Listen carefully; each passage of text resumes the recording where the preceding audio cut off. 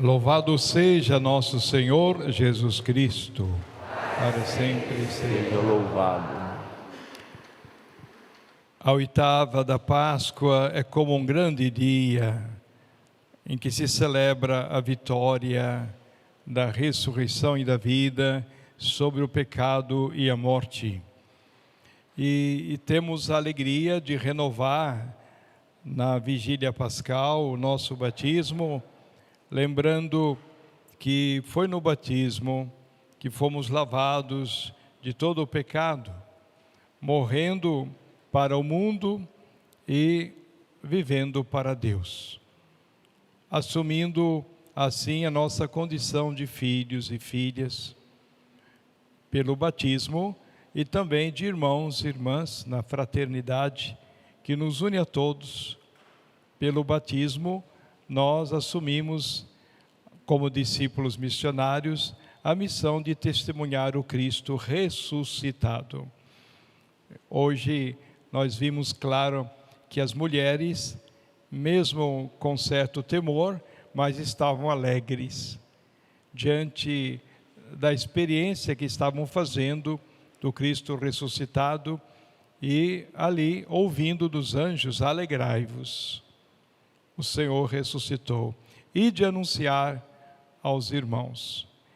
E elas foram as primeiras apóstolas, né? Levando aos próprios apóstolos que têm a missão de levar até os confins da terra o anúncio. Como Pedro, nos Atos dos Apóstolos, ouvimos pregando o Jesus ressuscitado, falando de toda a trama da maldade que foi o seu julgamento, a sua condenação, a sua morte pelas mãos humanas. E assim Deus, em seu Filho Jesus, transformou aquilo que seria condenação em salvação. Aquilo que seria a derrota de uma condenação à cruz em vitória. Por isso, nós temos a alegria de sentir que a vitória de Cristo ressuscitado, a sua Páscoa, anuncia a nossa Páscoa.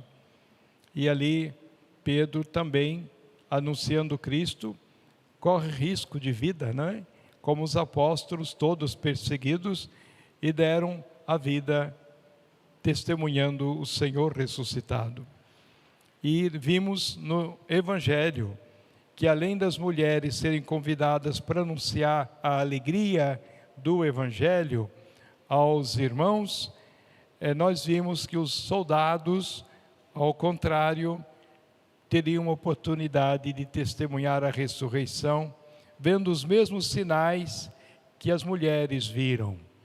Mas, diante das autoridades, podem ficar tranquilos, recebam dinheiro e foram pagos para calarem e não testemunharem, e assim, podem ficar tranquilos, se o governador souber, nós vamos enganá-lo também. Podem ficar tranquilos. E esta voz foi passada também para os outros que tinham essa mesma visão e não a visão da fé. Assim, nós vemos que o mundo continua nesta dicotomia: quem crê e quem não crê. Mas é possível sim a conversão. É possível levar a palavra de salvação, a alegria do Evangelho aos corações. E nunca desistir de ninguém, por mais que faça cara feia para a gente, né? Ou possa questionar, negar. Rezemos, coloquemos no coração de Deus a alegria da vitória, que da cruz se tornou luz. E assim o Senhor, presente entre nós, em especial nesta semana, mas em todo o tempo pascal, para lembrar que todo dia é Páscoa. E toda a Eucaristia renova essa aliança de amor de Deus com todos nós. E queremos, neste dia de sufrágio, o Papa Francisco, agradecer pelo pastor que tivemos em sua pessoa, aquele que foi o apóstolo que anunciou desde os inícios do seu magistério, há 12 anos atrás, um profetismo de escolher o seu nome, Francisco, pensando em Francisco de Assis, irmão de todo irmão, pobre, pensando que a igreja deve ser sempre pobre, mas também a serviço dos pobres. Depois, toda a riqueza do seu legado em relação à casa comum, a encíclica Laudato Si, preocupando com a questão do clima. E nós vemos a necessidade de educarmos as novas gerações, mas também de olharmos em todas as instituições na tarefa de casa, de cuidar da casa comum. E agradecer a Deus também por buscar a paz, um mensageiro de paz que ele foi, como Francisco de Assis, e os nossos bispos que estiveram ao lado dele, os cardeais, sempre testemunham, como também na visita ad limina que tivemos, em 1h40 de conversa, um dos temas mais tocantes foi sobre a paz, o quanto ele gostaria que aqueles que são beligerantes, envolvidos em guerra, pudessem ter a compreensão do bem que é a paz, e as vidas inocentes que são sacrificadas por questões econômicas, interesses, quem sabe, tão escusos.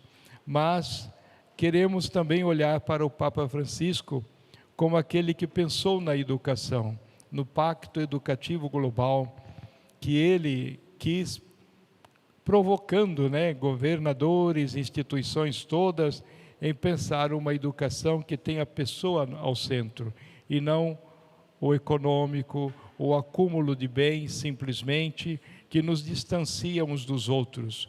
E também todas as metas de uma educação que seja humana e que possa realmente levar à transformação das pessoas, não fechadas em si, mas aberta aos outros.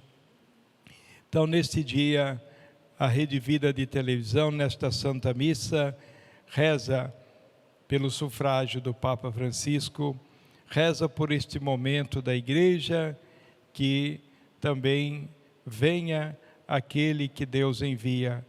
Seja bendito que venha em nome do Senhor, e que o Papa Francisco interceda por nós e receba as nossas orações na comunhão dos santos, e que continuemos nesta comunhão com a Virgem Maria, os apóstolos, os mártires, os santos de todos os tempos, inclusive, se Deus quiser, no próximo domingo, com a canonização de um adolescente, Carlo Acutis, testemunhando que a santidade é possível também para crianças, adolescentes, jovens, como um sinal da Páscoa.